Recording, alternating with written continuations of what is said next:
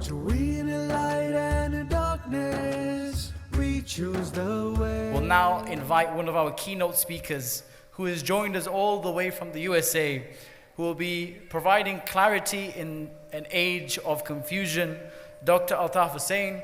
Dr. Altaf Husain, he's a native of Cleveland, Ohio, and lives currently in Northern Virginia with his wife and children. He serves as an assistant professor in the School of Social Work at Howard University in Washington, D.C. His research interests include mental health and the integration of immigrant and refugee families, and especially Muslim adolescents in the United States.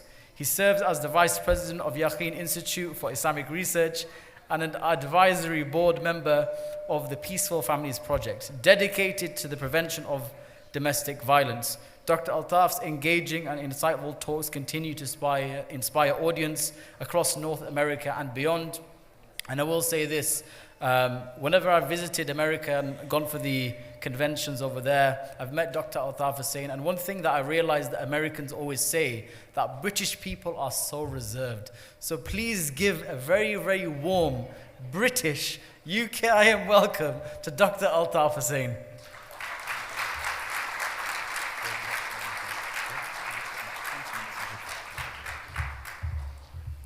أعوذ بالله السميع العليم من الشيطان الرجيم بسم الله الرحمن الرحيم الحمد لله رب العالمين والصلاة والسلام على أشرف الأنبياء والمرسلين سيدنا محمد وعلى آله أصحابه أجمعين.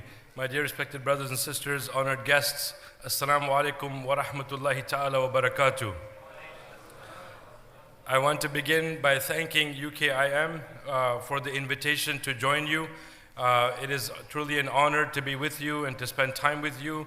I want to begin by thanking the founders of UKIM, and I want to ask, if this is the 49th convention, is there anyone in the audience who actually attended the first 5 conventions? I didn't say the first one because maybe they are not here, but anybody in the audience in the first 5 conventions? Anyone at all from UKIM? Anyone in the first 10 conventions? MashaAllah, we have one person in the front from the 2, 3, MashaAllah. I should just start fundraising, this is good. Yeah, Dr. Hani, did you see that? Now I know they raise their hands, give money, inshallah. We are honored to be in your company, and may Allah subhanahu wa ta'ala bless you and all of the founders, especially also the mothers of the migration, the mothers of the hijrah. We often don't thank you for being the backbone of the work that was done. Even though you were not on stage or perhaps recognized, today we recognize you and we thank you for all of your efforts. On your shoulders we stand. May Allah bless you and all of your families. MashaAllah. Is that an American in the audience? There's always one American doing too many takbirs. Yeah, alhamdulillah. So if that's a British person, MashaAllah, may Allah bless you. Thank you for having breakfast. So, the topic is providing clarity in times of confusion, and the number one thing I want to begin by clarifying is that somebody is going to release a picture where they say Altaf Husain spoke at UKIM. So I am not that Altaf Husain, and if you understand that, may Allah bless you.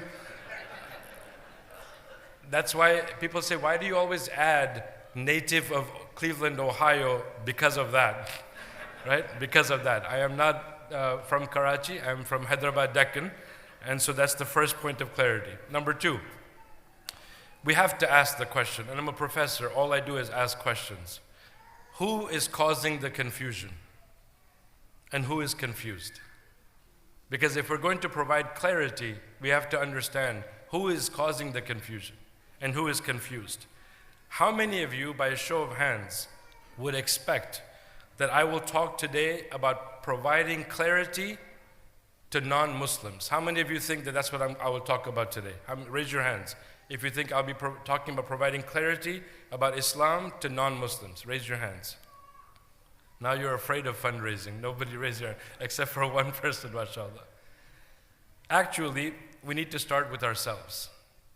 In many cases, the people most in need of clarity is we the Muslims. Because regrettably, we are the ones sometimes causing too much confusion. We confuse cultural practices for Islamic teachings. We confuse the interpretations of our beloved family elders with minimal Islamic knowledge with the interpretations of the ulama. And may Allah be pleased with all of the ulama who are currently doing their work to teach us this religion.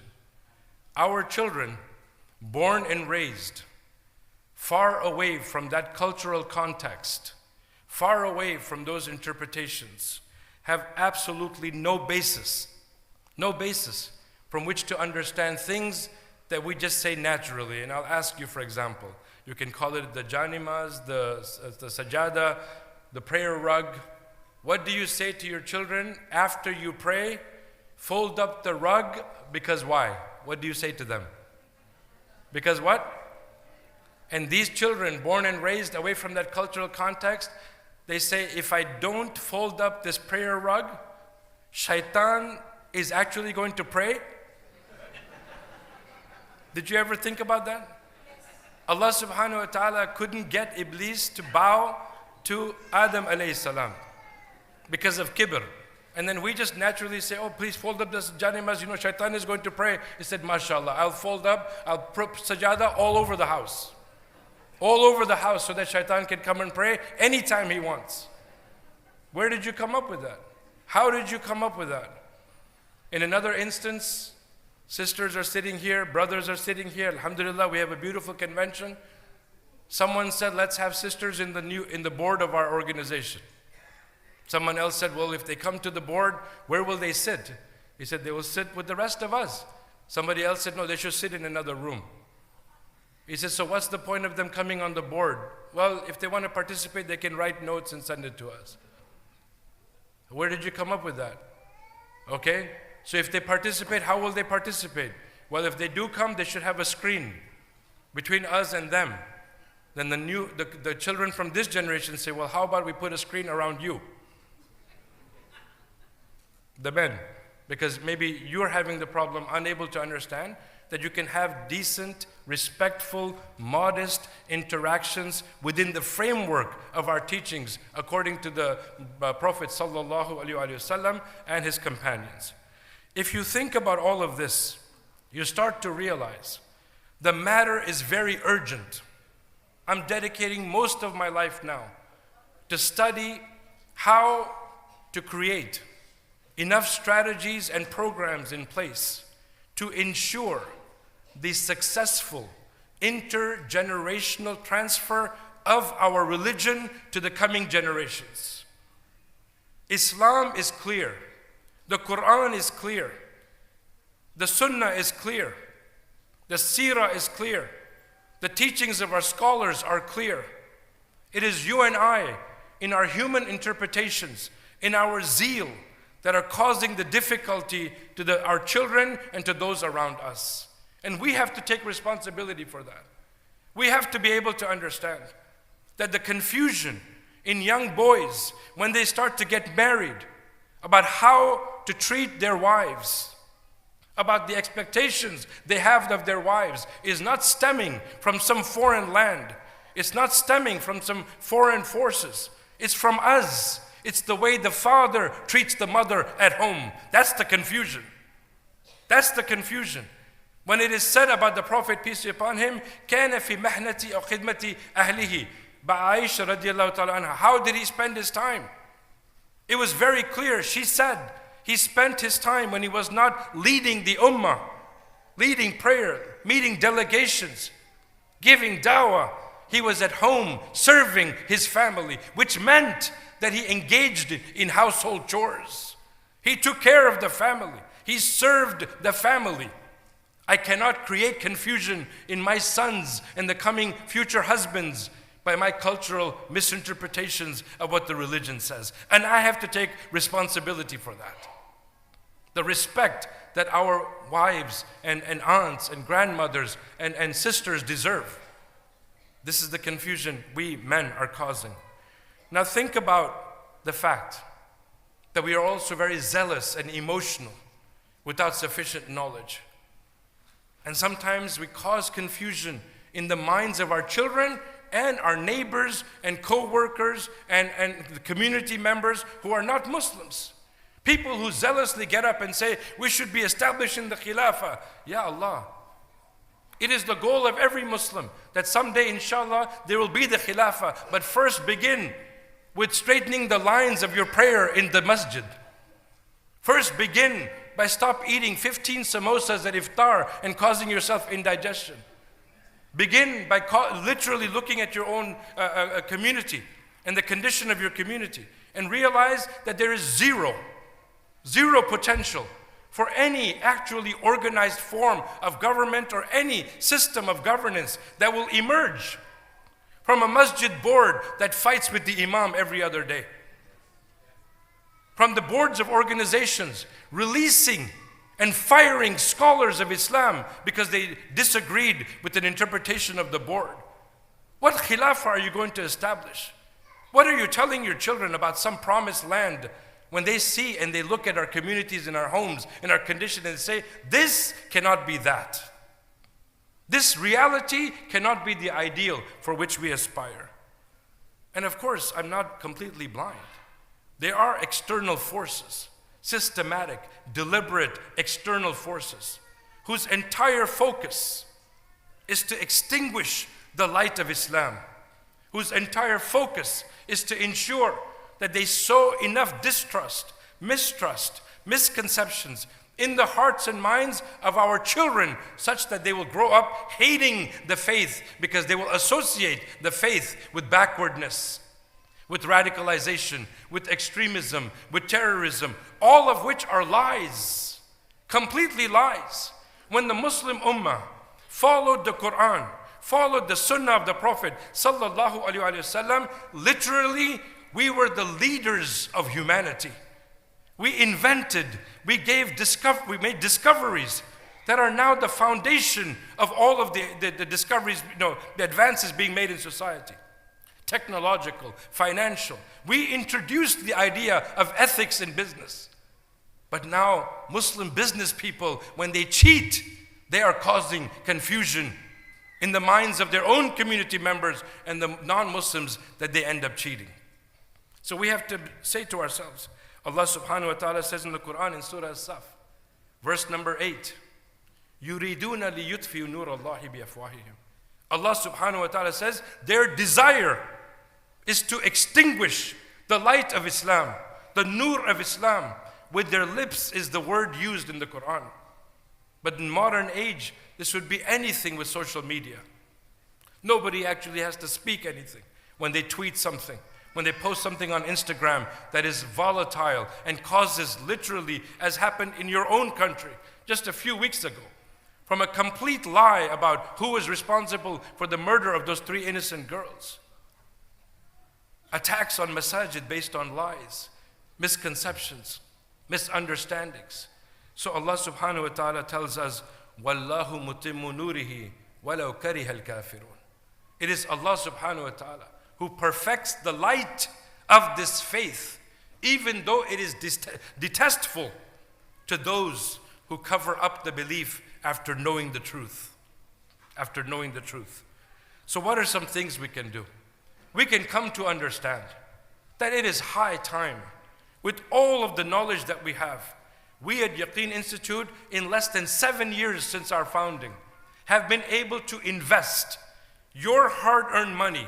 And I did my research, there are about 9,000 donors who support Yaqeen Institute from England itself. Alhamdulillah. To use that money to go and work on search engine optimization, to say that it cannot be that the confusion and the hatred and the misconceptions that are being spread by someone innocently going to Google, who could be our child or who could be somebody who is not a Muslim yet, and they Google, and it's used to say a few years ago, Islam is a cult. Islam is, basically a backward religion and all of those things. Now, over 3,000 keywords connected to Islam. One of the first 3 sources will be Yaqeen Institute. It is by your dua and by strategic effort to say, as Dr. Umar Suleiman says all the time, they cannot hate our religion more than we love our religion. And if you love your religion, you will say, I will never ever speak without knowledge.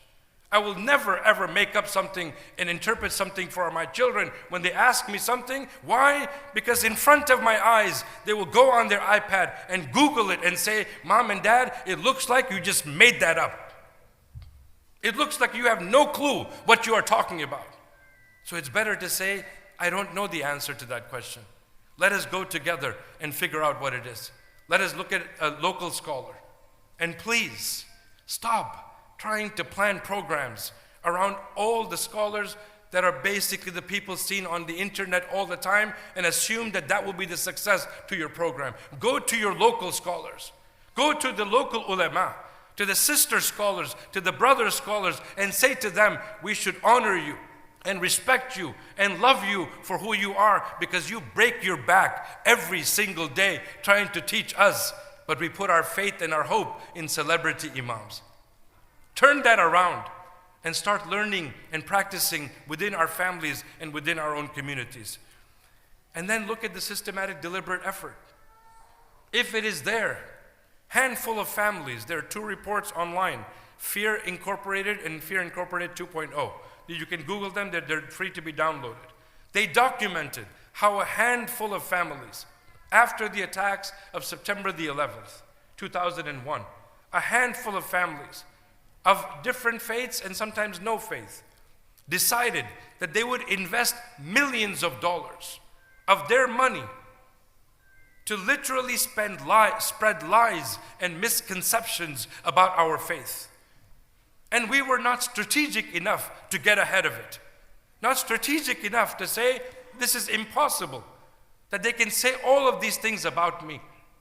To the extent that our children started to have bullying happening at school when other young children, innocent young children, who are listening to their parents speaking hateful things at home, in their neighborhoods, and yes, dare I say, in their houses of worship by supposedly people of the book, people of the cloth, spreading hateful things about our religion. We have to ask ourselves, what can we do? Providing clarity could be from a word. And the Prophet, peace be upon him, said that to call, بَلِّغْ عَنِّي وَلَوْ آيَةً, to call upon my way and my path, if you will. Even if it is that you know one ayah of the Quran.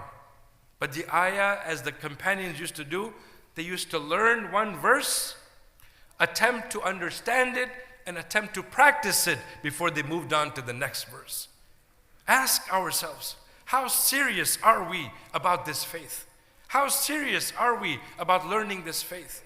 How serious are we that I grew up at a time in the United States when we would not dare go to a convention without a notebook, an actual notebook. I have boxes of notebooks, spiral notebooks, where we used to sit with pen and paper because they were saying something that I might want to remember later and then try to look up for myself.